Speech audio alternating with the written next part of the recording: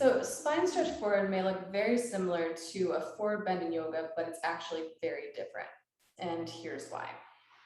So you begin sitting on the mat like you would rounding forward onto in yoga or something like that, or a stretch forward, and your feet are as wide as the mat.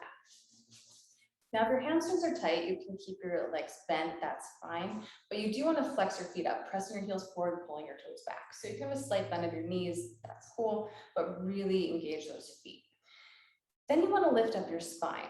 Now, if you have a tight lower back, tight hips, tight hamstrings, your lower back may round and this may be too difficult. So what you can do is you can sit on a yoga block or a cushion or something like that.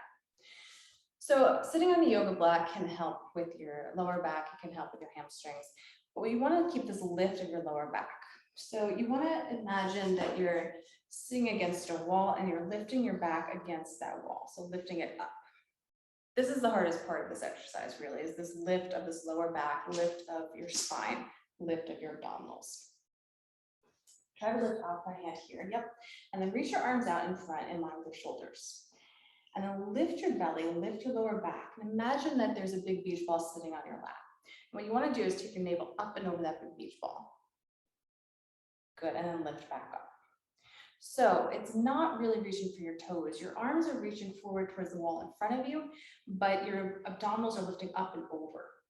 So it's not reaching down and forward towards your toes, but you really want to lift up. So keep lifting your navel up. Good, and then lift to come back up. So you want to feel like your spine is stretching. You really want to feel the stretch coming from your back.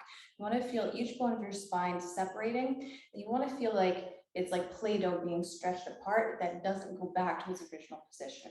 So you really want to lift your navel up, keep lifting off my hand and go up and over, really stretch your spine out, and then keep this length of your spine as you sit up tall.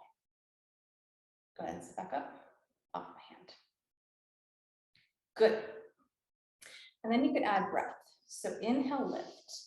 Exhale, round forward. Keep lifting up. Good. And then inhale, begin to sit up. Exhale, sit tall. Good. So you can start with this slow breath. Inhale, exhale as you round forward. And then inhale and exhale as you sit back up. Now you can also shorten the breath where you inhale, reaching forward, and exhale, sitting tall. But I really like this double breath for getting this stretch of the spine. So some layers that you can add to this exercise to make it more difficult is to hug the midline, which is if you flex your feet up, dig your heels into the mat, hug them in towards the center line of your body, keeping them mat width apart. Same thing with your arms, keeping them shoulder distance, but hugging your upper arm bones in towards each other. So everything's hugging that midline will make the exercise more difficult. The other thing you can do is keep lifting your lower back, keep lifting your belly, is drawing your shoulder blades on your back. So really connecting these wing parts of your shoulder blades together behind your back. So you've got these wide shoulders and short arms as you round forward. So go ahead and round forward, but keep this connection here. Good.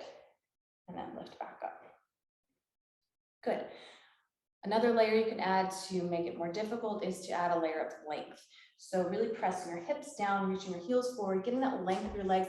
Again, your legs don't have to be straight, but really lengthen the muscles. Same thing with your arms. Your shoulder blades press back, arms are up, and your fingers reach forward, but your shoulders press back. Again, not locking the joint, but really pressing the shoulder blades back and lengthening the muscles of the arms. One more layer you can add to make this exercise more difficult is to add a layer of opposition. Now, this is a good layer to add no matter what theme you're working with the class. So what you do is this, lift your belly up, and as you reach your upper back forward, pull back with your abdominals. So you want to have this opposition of your upper back reaching one way and your abdominals pulling back the opposite way. So really get this opposition of upper back going one way, abdominals pulling back, and then lifting your spine, lifting your belly up. Inhale, lift.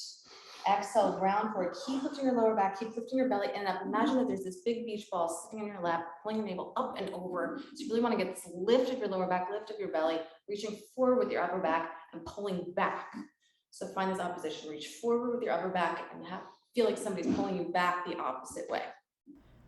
Roll through your spine, bring your chin to your chest, rounding your upper back, middle back, lower back, then roll up, lower back, middle back, upper back, neck, and head.